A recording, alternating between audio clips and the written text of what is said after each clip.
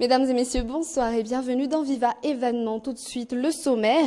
5 candidats malentendants passent leur baccalauréat dans la capitale aux côtés des autres candidats non handicapés.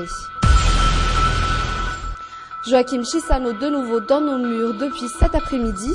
Il est venu à Madagascar pour voir les progrès faits par la partie malgache dans le processus électoral. Prévu se tenir à Nkourndjan ce jour, la manifestation politique de la mouvance Ravalmanan a été encore une fois annulée. L'Égypte au cœur d'une réunion à Bruxelles, l'Union européenne va devoir trancher entre plusieurs options après les séries de violences, suspendre stopper l'aide ou les accords de défense.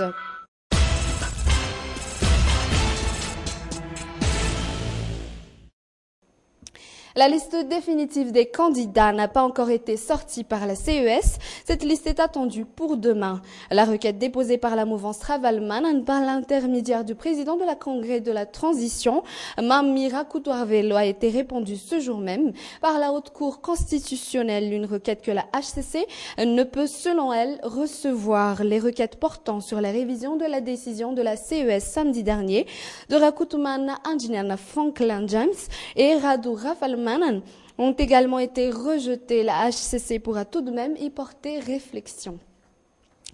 C'est dans un contexte politique très tendu que le médiateur de la SADC, Joachim Chissano, revient à Madagascar. À son arrivée à Ivat, il a déclaré à la presse que l'éviction des 3 principaux candidats par la CES ne devrait pas créer de troubles dans la grande île. Armisa Rakoutbe et Nzara Ranjiansou.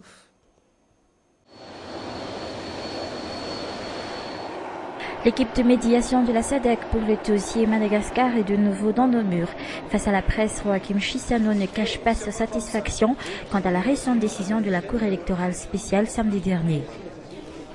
Il n'y a pas d'ingérence parce que nous faisons notre travail dans le contexte d'un pays comme Madagascar qui appartient aux organisations internationales, qui a des devoirs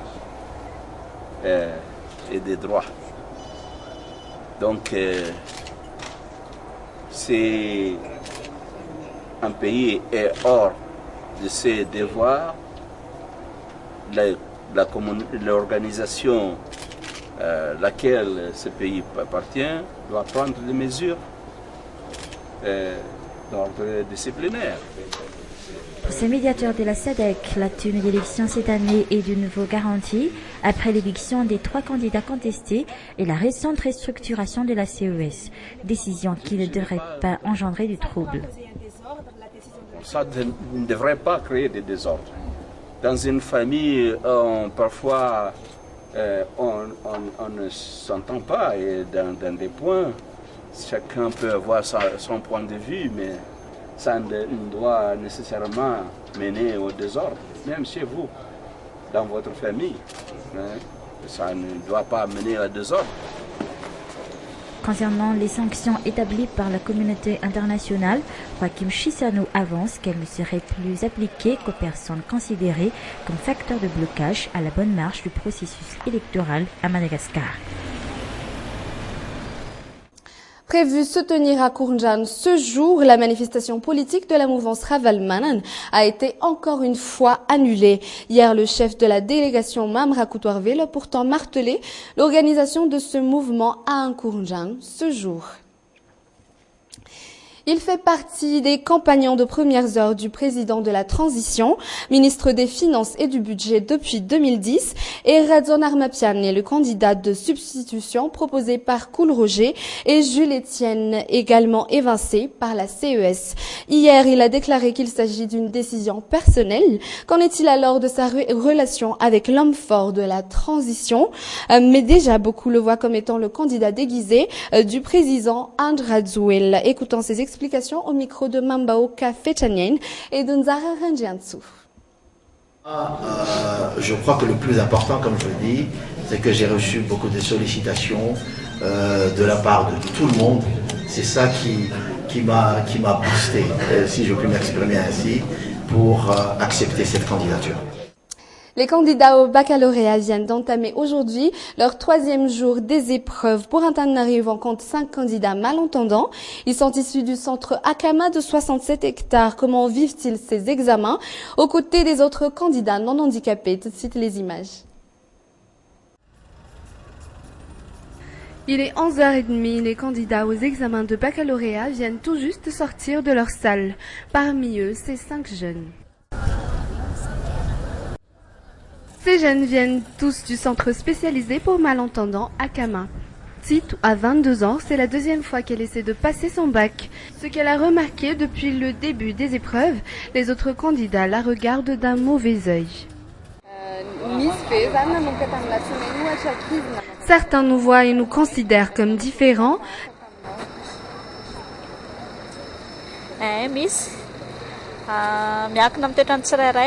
Ça dépend de chacun, d'autres sont hautains, ou peut-être qu'ils ont juste envie de nous parler, qui sait, mais en tout cas leur réaction laisse penser que nous ne leur sommes pas indifférents.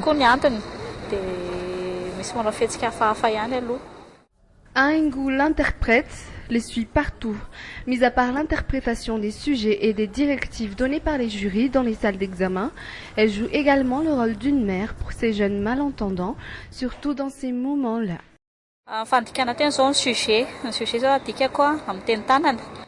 Ma tâche, c'est de traduire les sujets d'examen. Je les traduis en langage des signes. Je traduis également les directives données par les jurys.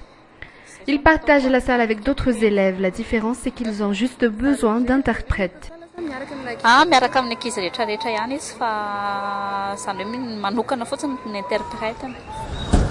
C'est l'heure du déjeuner, ils ne vont pas loin, à quelques mètres du centre d'examen.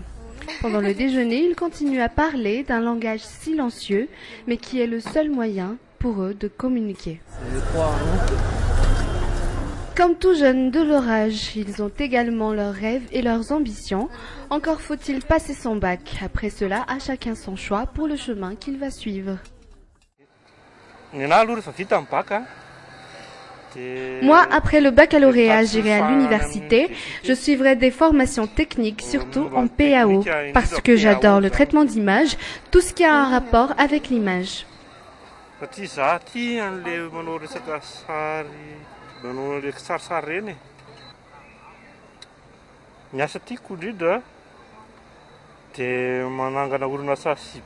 Moi, je voudrais avoir mon propre cyber, où je serai mon propre chef.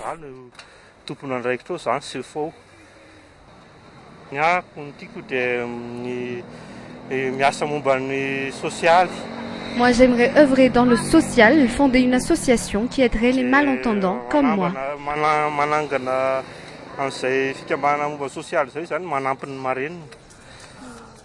Il est maintenant l'heure pour ces jeunes de rejoindre leur salle d'examen. À la fin des épreuves ce vendredi, comme tous les autres, Tito et ses amis chercheront un moyen de se décompresser. Santé, à présent, qu'en est-il actuellement de l'utilisation de l'Artan à Madagascar? Ce médicament à effet psychotique dont la mise en vente est interdite par la loi depuis quelques années aujourd'hui. Absent des rayons des pharmacies, beaucoup de jeunes peuvent encore se le procurer au marché noir de la capitale. Sa consommation n'est pourtant pas sans risque. C'est un reportage signé Anna Muriel et Yves Janel.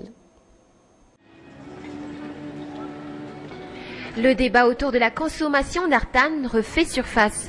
Beaucoup de jeunes qui ont les moyens se permettent de l'utiliser, non pas pour se soigner, mais pour les effets psychotiques de ce médicament.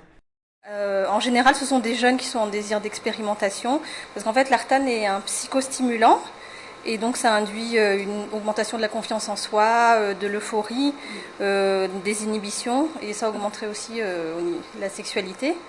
Et donc les effets recherchés sont à peu près similaires à ceux de l'amphétamine et de l'ecstasy, d'autant plus que le produit est moins cher. Donc il y a beaucoup, c'est ça qui explique l'usage détourné qu'en font beaucoup de personnes.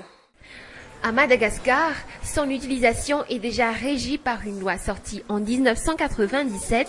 Cette loi prévoit un contrôle strict sur l'utilisation et la vente de l'Artan. Depuis quelques années, ce médicament a disparu des rayons des pharmacies, sa mise en vente étant interdite. Mais de nombreux pharmaciens craignent que l'Artan soit encore vendu au marché noir de médicaments. Alors, il est soumis à prescription. Et donc il faut être très vigilant au moment de la délivrance parce que il faut vérifier si l'ordonnance est conforme. Donc normalement il doit figurer le nom du médecin, le numéro d'ordre du médecin, le cachet, le nom du patient, la date et aussi la validité de l'ordonnance. Et ensuite le pharmacien doit retranscrire toutes ces informations dans l'ordonnancier parce que c'est nécessaire et il peut être vérifié par l'inspection au niveau du ministère de la Santé à tout moment. Aujourd'hui, la boîte de 20 comprimés d'Artane se vend à 8 000 AGH.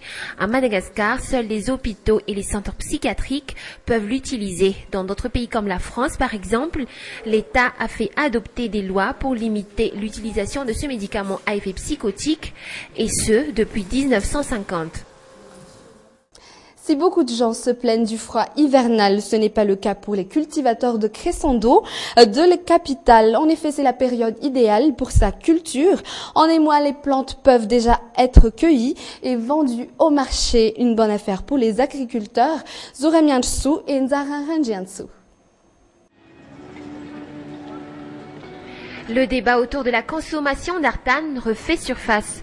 Beaucoup de jeunes qui ont les moyens se permettent de l'utiliser, non pas pour se soigner, mais pour les effets psychotiques de ce médicament. En général, ce sont des jeunes qui sont en désir d'expérimentation, parce qu'en fait, l'Artane est un psychostimulant, et donc ça induit une augmentation de la confiance en soi, de l'euphorie, des inhibitions, et ça augmenterait aussi la sexualité. Et donc les effets recherchés sont à peu près similaires à ceux de l'amphétamine et de l'ecstasy, d'autant plus que le produit est moins cher. Donc il y a beaucoup, c'est ça qui explique l'usage détourné qu'en font beaucoup de personnes. À Madagascar, son utilisation est déjà régie par une loi sortie en 1997. Cette loi prévoit un contrôle strict sur l'utilisation et la vente de l'Artane. Depuis quelques années, ce médicament a disparu des rayons des pharmacies, sa mise en vente étant interdite. Mais de nombreux pharmaciens craignent que l'Artane soit encore vendu au marché noir de médicaments. Alors, il est soumis à prescription et donc il faut être très vigilant au moment de la délivrance parce que il faut vérifier si l'ordonnance est conforme. Donc normalement il doit figurer le nom du médecin, le numéro d'ordre du médecin, le cachet, le nom du patient, la date et aussi la validité de l'ordonnance.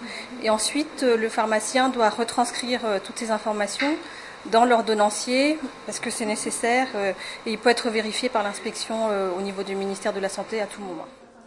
Aujourd'hui, la boîte de 20 comprimés d'Artane se vend à 8 000 AGH. À Madagascar, seuls les hôpitaux et les centres psychiatriques peuvent l'utiliser. Dans d'autres pays comme la France, par exemple, l'État a fait adopter des lois pour limiter l'utilisation de ce médicament à effet psychotique, et ce, depuis 1950. C'était la fin de ce journal. Merci de l'avoir suivi et à demain pour une toute nouvelle édition.